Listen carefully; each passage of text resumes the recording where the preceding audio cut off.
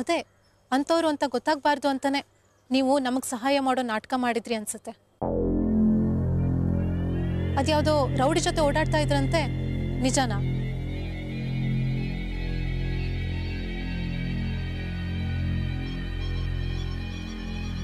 ಆ ರೌಡಿದೇನೋ ಕೆಲಸ ಮಾಡಿಸೋದಕ್ಕ ನೀವು ನನ್ನ ಅಲ್ಲಿ ಕಳಿಸಿದ್ದು? ಪ್ಲೀಸ್, ನಾನು ಅಷ್ಟೊಂದು ಚೀಪ್ ಅಲ್ಲ. ಸುಮ್ಮನೆ ನಾಟಕ ಆಡ್ಬೇಡಿ. ನಾನು ಶಿವಪುರಕ್ಕೆ ಹೋದ್ ಮೊದಲನೇ ದಿನ ಕೊಡ್ಬೇಕಾಗಿದ್ದ ಶಾಕ್ ಏನು, ಆದ್ರೆ ನೀವು ಮಾಡಿಸಿದ್ದೇನು? ಕೂಗ್ಮಾರಿ ಅಂತ ಅದ್ಯಾವ್ದೋ ಹೆಂಗಸಿನ ಕಲ್ ಕೂಗಿಸ್ತಾ ಇದ್ರಿ, ಹೇಳೋಕೆ ಭಯ ಆಗ್ತಾ ಇತ್ತು. ಆ ಮನೆಯಲ್ಲಿ ಹೆಣ ಬೀಳ್ಸಿದ್ದು ನೀವೇನಾ ಅಂತ ಈಗ ಅನುಮಾನ ಬರ್ತಾ ಇದೆ. ಮಾತಾಡಿ, ಯಾಕೆ ಸುಮ್ಮನಾದ್ರಿ?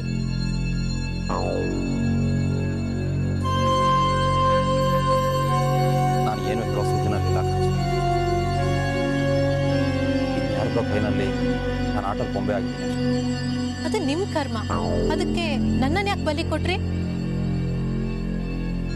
ನನ್ನ ಅಪ್ಪನ ಬಗ್ಗೆ ನನ್ನ ಮನಸ್ಸಲ್ಲಿ ಎಷ್ಟು ದ್ವೇಷ ತುಂಬಿಟ್ರಿ. ನಾನು ಯಾರು ಅಂತ ಗೊತ್ತಿಲ್ದೇನೆ ಎಷ್ಟು ಪ್ರೀತಿ ತೋರಿಸಿದ್ರು. ಇನ್ನೇನಾರು ಅವ್ರ ಮಗಳು ಅಂತ ಗೊತ್ತಾಗಿದ್ರೆ ಎಷ್ಟು ಮುದ್ದು ಮಾಡಿರೋರು. ಅಂತ ವ್ಯಕ್ತಿನ ದ್ವೇಷಿಸೋ ಹಾಗೆ ಮಾಡಿದ್ರಲ್ಲ. ನಿಮ್ಮನ್ನು ನೋಡಿದ್ರೆ ನನ್ಗೆ ಅಸಹ್ಯ ಅನ್ಸುತ್ತೆ. ನಿಮ್ಮ ಸ್ನೇಹನ ಸಂಬಂಧ ಮಾಡ್ಕೊಳ್ಳೋದ್ರ ಬಗ್ಗೆ ಅಮ್ಮ ಏನೇನೋ ಮಾತಾಡೋರು. ನಾನು ನಿಮ್ಮ ಬಗ್ಗೆ ಎಷ್ಟು ಕನ್ಸು ಕಟ್ಕೊಂಡಿದ್ದೆ, ಆದ್ರೆ ನೀವು ನನ್ಗೆ ಹರ್ಟ್ ಮಾಡಿಬಿಟ್ರಿ. ಈ ಮಾತನ್ನು ನಾನು ನಿಮ್ಗೆ ಹೇಳ್ತೀನಿ ಅಂತ ಯಾವತ್ತೂ ಅನ್ಕೊಂಡಿರ್ಲಿಲ್ಲ. I hate you. ಇನ್ಯಾವತ್ತೂ ನನಗೆ ಮುಖ ತೋರಿಸ್ಬೇಡಿ.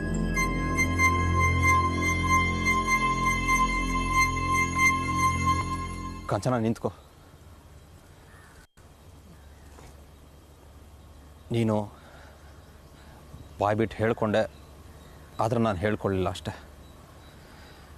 ನಿನ್ನ ಬಗ್ಗೆನೂ ಅದೆಷ್ಟೋ ಭಾವನೆಗಳನ್ನು ನಾನು ಮನಸ್ಸಿನಲ್ಲೇ ಬಚ್ಚಿಟ್ಕೊಂಡಿದ್ದೀನಿ. ಆದರೆ ನನ್ನ ಸಹವಾಸ ಸರಿ ಇಲ್ಲ, ನನ್ನ ಪರಿಸ್ಥಿತಿ ಸರಿ ಇಲ್ಲ ಅಷ್ಟೆ. ಆದರೆ ನಿನಗಾಗಲಿ ಅಮ್ಮನಿಗಾಗಲಿ ಅನ್ಯಾಯ ಮಾಡಬೇಕು ಅಂತ ನಾನು ಯಾವತ್ತೂ ಅಂದ್ಕೊಂಡವನಲ್ಲ. ನಿನ್ನ ಪರಿಸ್ಥಿತಿ ನೋಡಿ ಎಷ್ಟೋ ಸರಿ ನಾನು ಕಣ್ಣೀರು ಹಾಕಿದ್ದೀನಿ. ಇನ್ನು ನಿಮ್ಮ ಯಾವ ಮಾತುಗಳಿಗೂ ನನ್ನ ಮನಸ್ಸು ಕರಗೋದಿಲ್ಲ. ನಿಮ್ಮ ಬಗ್ಗೆ ನಂಬಿಕೆ ಬರಲ್ಲ. ಇನ್ಮೇಲೆ ಯಾವತ್ತೂ ನನಗೆ ಫೋನ್ ಮಾಡಬೇಡಿ, ನನ್ನನ್ನು ನೋಡೋಕ್ಕೂ ಬರಬೇಡಿ. ಆಕಾಶ ಗುರಿತಾಳಿದ ಹೆಣ್ಣ ಹೆಸರೇ ಪ್ರೀತಿ, ನೆಲ ಹೀರಿ ಗುಣ ತಾಳಿದ ಮಣ್ಣ ಹೆಸರೇ ಪ್ರೀತಿ, ಹಳ್ಳಿ ಬೆಳಗು ಶೃಂಗಾರ ಶೃಂಗಾರ ಶೃಂಗಾರ, ಸಹನೆ ಮೌನ ಬಂಗಾರ ಬಂಗಾರ ಬಂಗಾರ, ಹಳ್ಳಿ ಬೆಳಗು ಶೃಂಗಾರ, ಸಹನೆ ಮೌನ ಬಂಗಾರ, ಮಡುಗಟ್ಟಿದ ನೋವಿನೆದೆಯೇ ಪ್ರೀತಿ ಪ್ರೀತಿ ಪ್ರೀತಿ. ಆ ಇಡೀ ಸಾಮ್ರಾಜ್ಯ ನನ್ನ ಕೈವಶ. ಸದಾಶಿವಯ್ಯನ ಪರಂಪರಾಗತ ಮನೆ ಇನ್ನು ಮುಂದೆ ನನ್ನ ಆಡಂಬು. ಅದಷ್ಟು ಸುಲಭದ ಮಾತಲ್ಲ ಗುರುಗಳೇ. ಗೆಲುವು ಪೂರ್ಣ ನಿಮ್ಮದಾಗ್ಲಿಲ್ಲ. ಇದುವರೆಗೂ ಅದೇ ಯೋಚನೆ ಮಾಡ್ತಿದ್ದೆ, ಯಾಕೆ ನಮ್ಮ ಟಿಪಿ ಮೆಂಬರು ಅವ್ರ ಒಗ್ಗರಣೆ ಸಾಮಗ್ರಿಗಳನ್ನ ಇನ್ನೂ ಹೊರಗೆ ತೆಗೆದಿಲ್ಲ ಅಂತ. ಕೊನೆಗೂ ತೆಗೆದು ಬಿಟ್ರಲ್ಲ. ಏನು ನಿಮ್ಮ ಒಗ್ಗರಣೆ?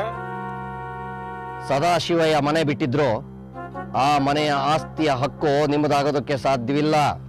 ಆ ವಾಸ್ತವದ ಅರಿವು ನನಗಿದೆ ನಾರಾಯಣ ಸ್ವಾಮಿಗಳೇ.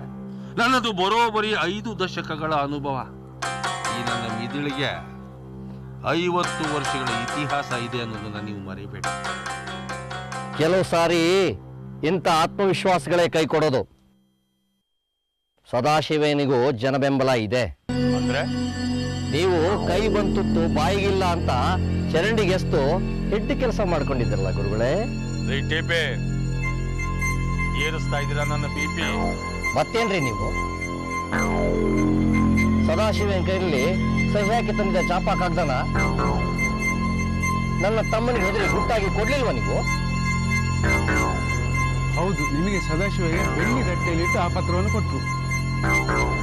ನೀವು ಅದನ್ನು ಚಿನ್ನದ ತಟ್ಟೆಯಲ್ಲಿ ಹಾಗೆ ಇಟ್ಟು ಕೊಟ್ರಲ್ಲ, ಅಲ್ಲಿಗೆ ವಹಿವಾಟು ಪುಸ್ತಕ ಅಲ್ವಾ?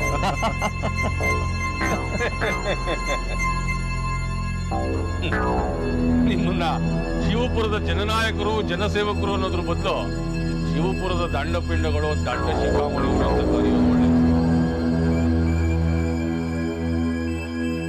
ಆ ದಿನ ಕೈಲಿದ್ದ ಪತ್ರನ ವಾಪಸ್ ಕೊಟ್ಟಿದ್ದು ಆಪತ್ಕಾಲದ ಒಂದು ಪ್ರತಿಕ್ರಿಯೆ ಅಂತ ಆವತ್ತೇ ಹೇಳಿದ್ದೀನಿ. ಸೃಷ್ಟಿಕರ್ತಾನೂ ನಾನೇ, ಗೋವಿಂದ ಭಟ್ಟರ ಬ್ರಹ್ಮ, ಸೃಷ್ಟಿಯ ಪಾಲಕನೂ ನಾನೇ,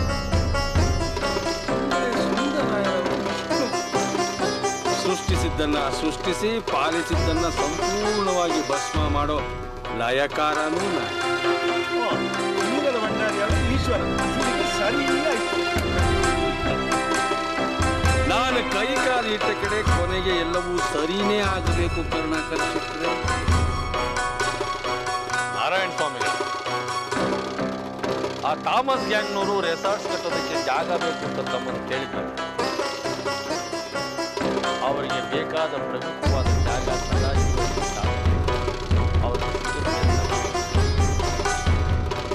ಅದು ಹೇಗೆ ಸಾಧ್ಯ ಅಂತ ಯೋಚನೆ ಮಾಡ್ತಿದ್ದೀರಾ?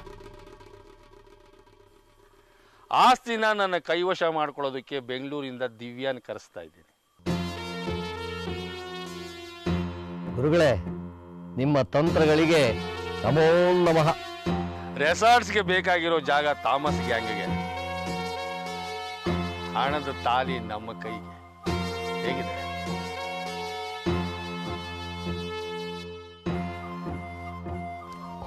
ಯಾರ್ದೋ ದುಡ್ಡಿನಲ್ಲಿ ಎಲ್ಲ ಮನೆ ಜಾತ್ರೆ.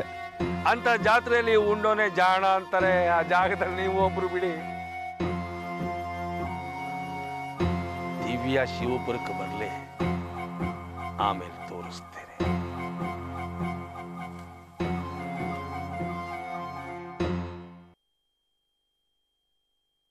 ಆ ದೇವರು ನನ್ನ ಹಣೆಯಲ್ಲಿ ಒಂದು ಸಂತೋಷದ ಗೆರೆನೂ ಬರೀಲಿಲ್ಲ.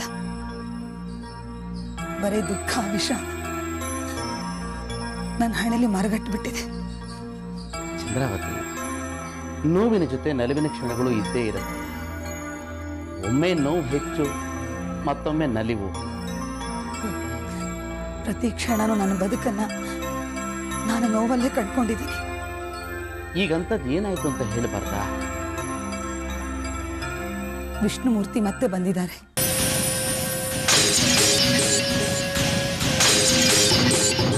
ಈ ಸಲ ಪತ್ರದ ವ್ಯವಹಾರ ಬಿಟ್ಟು ನೇರವಾಗಿ ನನ್ನ ಮುಂದೆ ಬಂದು ನಿಂತರು. ಹೌದಾ? ಎಲ್ಲಿ ಸಿಕ್ಕಿದ್ದ? ಇದೇ ಮನೆಗೆ ಬಂದಿದ್ರು. ಈ ಮನೆಗ? ಆಶ್ಚರ್ಯ ಆಗ್ತಾ ಇದೆಯಲ್ಲ. ಯಾವಾಗ? ಹಗಲಲ್ಲಿ ರಾಜಾರೋಷವಾಗಿ ಕಾರಲ್ಲಿ ಬಂದಿದ್ರು. ಅವರೀಗ ಹಿಂದಿನ ವಿಷ್ಣುಮೂರ್ತಿ ಆಗಿಲ್ಲ, ಬದಲಾಗಿದ್ದಾರೆ. ಬರ್ಲಿ ಬಿಡು, ಬಂದದ್ದೆಲ್ಲ ಬರ್ಲಿ, ಗೋವಿಂದನ ದಯೆ ಒಂದಿರ್ಲಿ ಅಂತ ಇದ್ಬಿಡು. ಬೆಳೆದು ನಿಂತ ಮಗನಿಗೆ ನಾನೇನು ಉತ್ತರ ಹೇಳಿ? 10 ಥರದ ಪ್ರಶ್ನೆ ಕೇಳ್ತಾನೆ. ಸಮಯಕ್ಕೆ ಬದುಕಿದ ಸುಳ್ಳುಗಳನ್ನ ಹೇಳಿ. ಯಾಕಂದ್ರೆ ಕಹಿಯಾದ ಸತ್ಯಗಳಿಗಿಂತ ಬದುಕನ್ನು ಆತ್ಮಹತ್ಯೆಯಿಂದ ಉಳಿಸುವಂತ ಸಿಹಿಯಾದ ಸುಳ್ಳುಗಳೇ ಶ್ರೇಷ್ಠ. ಯಾಕಂದ್ರೆ ಅದರ ಉದ್ದೇಶಗಳು ಸಕಾರಾತ್ಮಕವಾಗಿರುತ್ತೆ. ಬರೀ ಬಂದಿದ್ರೆ ಸುಮ್ಮನೆ ಇರಬಹುದಿತ್ತು.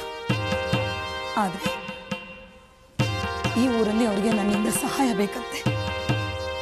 ಸಹಾಯನ? ನಾನು ಸಹಾಯ ಮಾಡದೆ ಹೋದ್ರೆ ಕಿರಣನ್ ಜೀವಕ್ಕೆ ಸಂಸ್ಕಾರ ತರ್ತೀನಿ ಅಂದ್ರು.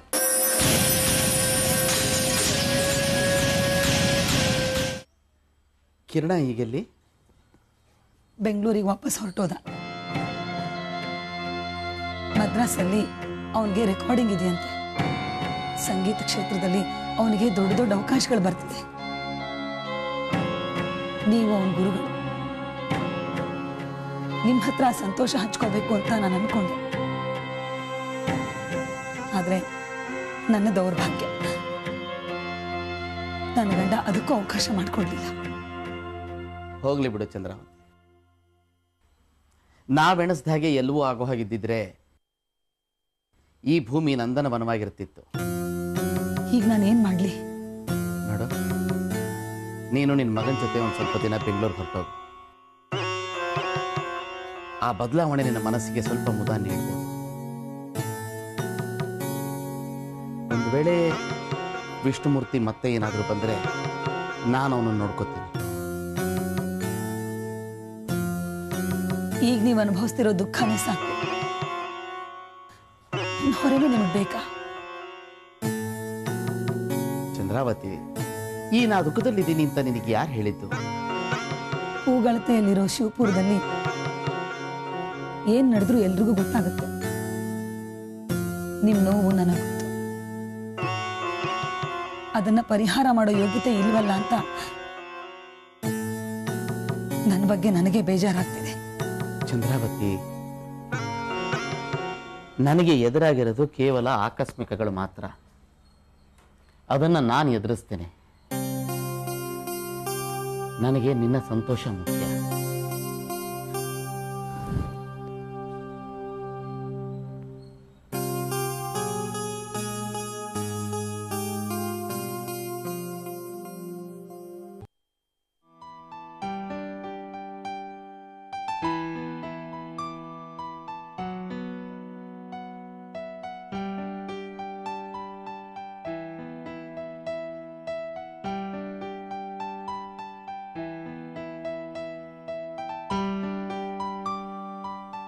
ಭುಜಾ, ಒಡರೆ ಬಾಯಲ್ಲಿ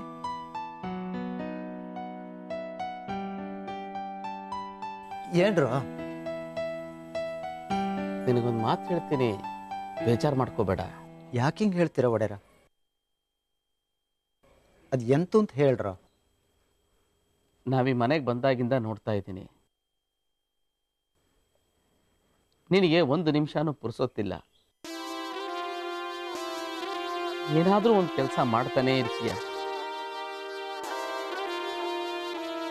ಈ ಮನೆಗೆ ಬಂದ್ಮೇಲಿಂದ ಈ ಮನೆ ಕೆಲಸನೂ ನಿಮ್ಮ ತಲೆ ಮೇಲೆ ಬಿದ್ದಿದೆ. ಅದ್ಯಾಕೆ ಹಂಗೆ ಮಾತಾಡ್ತೀರ ಒಡೆರ? ಈ ಮನೆಯಲ್ಲಿ ನಮಗಿರೋಕ್ಕೆ ಅವಕಾಶ ಮಾಡಿಕೊಟ್ಟಿದ್ದಾರೆ. ಅದಕ್ಕೆ ಬದಲಾಗಿ ನನ್ನ ಕೈಲಾದಷ್ಟು ಸಹಾಯ ಮಾಡ್ತಿದ್ದೀನಿ ಅಷ್ಟೇ. ನೀನು ಸಹಾಯ ಮಾಡ್ತಿರೋದು ಅವ್ರಿಗೋ ನಮಗೋ ನನಗೊಂದು ಅರ್ಥ ಆಗ್ತಿಲ್ಲ. 4 ಜನ ಮಾಡೋ ಕೆಲಸನ ನೀನೊಬ್ಬನೇ ಮಾಡ್ತೀಯ, ಆದ್ರೂ ಒಂದು ಮಾತಾಡೋದಿಲ್ಲ. ನಾವು ನೋಡಿದ್ರೆ ಒಬ್ರಿಗೆ ಕೊಡೋ ಸಂಬಳನೂ ನಿಂಗೆ ನೆಟ್ಟು ಕೊಡಕ್ಕಾಗ್ತಾ ಇಲ್ಲ. ಅದಕ್ಕೆ ನಾನು ಒಂದು ತೀರ್ಮಾನಕ್ಕೆ ಬಂದಿದ್ದೀನಿ. ಇನ್ನು ಮುಂದೆ ಈ ಮನೇಲಿ ನೀನು ಕೆಲಸ ಮಾಡೋದು ಬೇಡ. ಬೇರೆ ಎಲ್ಲಾದರೂ ಸರಿಯಾಗಿ ಸಂಬಳ ಕೊಡೋ ಜಾಗದಲ್ಲಿ ಕೆಲಸ ಕೊಡುತ್ತೆ. ಅದರಿಂದ ನಿನಗೂ ಒಂದು 4 ಕಾಸು. ದುಡ್ಡಿಗೋಸ್ಕರ ನಾನು ಇಷ್ಟು ವರ್ಷದಿಂದ ನಿಮ್ಮಲ್ಲಿ ಕೆಲಸ ಮಾಡಿದೆ ಅಂತ ತಿಳ್ಕೊಂಡಿದ್ರೆ ಒಡೆರ. ಎಷ್ಟು ವರ್ಷದಿಂದ ನಾನು ನಿಮ್ಮಲ್ಲೇ ಅದೇನೆ. ನನ್ನನ್ನು ನಿಮ್ಮ ಮನೆಯವ್ರ ಥರನೇ ತಿಳ್ಕೊಂಡಿದ್ದೆ. ನನ್ನ ಅಷ್ಟಕ್ಕೆಲ್ಲ ಸಹಾಯ ಮಾಡಿದ್ರು. ಒಂದಿನೂ ನನಗೆ ಬೈದವರಲ್ಲ. ನನಗೆ ಬರಬೇಕಾದ ಸಂಬಳ ಅವತ್ತೋ ಬಂದಿದೆ ಕಣ್ರ. ಈಗ ನಿಮಗೆ ಕಷ್ಟ ಕಾಲ ಬಂದಿದೆ ಅಂತ ಬಿಟ್ಟೋಗ್ಬಿಡ್ಲ ಒಡೆರೆ? ಇಲ್ಲ, ಇಂಥ ಪರಿಸ್ಥಿತಿಲಿ ನಾ ಬಿಟ್ಟೋಗಲ್ಲ ಕಣ್ರ. ಇನ್ಯಾವತ್ತು ಇಂಥ ಮಾತು ಆಡಬೇಡ್ರೋ.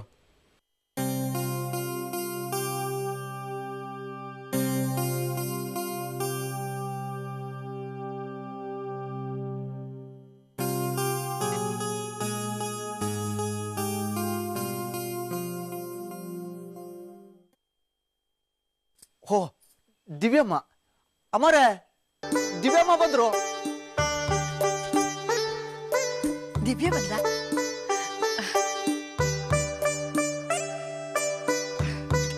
ದಿವ್ಯಮ್ಮ ಚೆನ್ನಾಗಿದ್ರ್ಯಾ? ದಿವ್ಯ ಪುಟ್ಟಿ ಚೆನ್ನಾಗಿದ್ಯೇನೆ? ಮನೇಲಿ ಎಲ್ಲರೂ ಆರೋಗ್ಯವಾಗಿದ್ದಾರಮ್ಮ? ಆರೋಗ್ಯಪ್ಪ. ಬಾ ಪುಟ್ಟಿ, ಒಳಗೆ ಹೋಗೋಣ. ಅಪ್ಪ ಇಲ್ಲೇ ತಣ್ಣಗಿದೆ, ಕೂತ್ಕೊಳ್ಳೋಣ. ಮನೆ ಸಿಗೋದು ಕಷ್ಟ ಆಯ್ತೇನೋ? ಫೋನಲ್ಲಿ ಅಡ್ರೆಸ್ ಹೇಳಿದ್ರಲ್ಲಪ್ಪ. ಎಷ್ಟು ದೂರ ಈ ಮನೆ?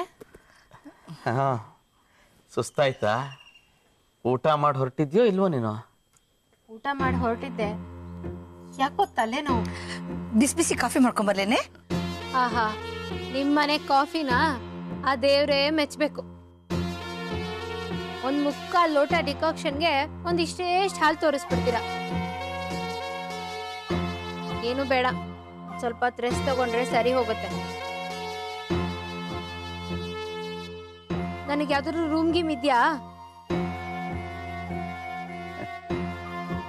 ನಿನ್ನ ರೂಮು ಅನ್ನೋದು ಹಳೆ ಮನೇಲೆ ಉಳಿದೋಯ್ತು ಕಣಮ್ಮ.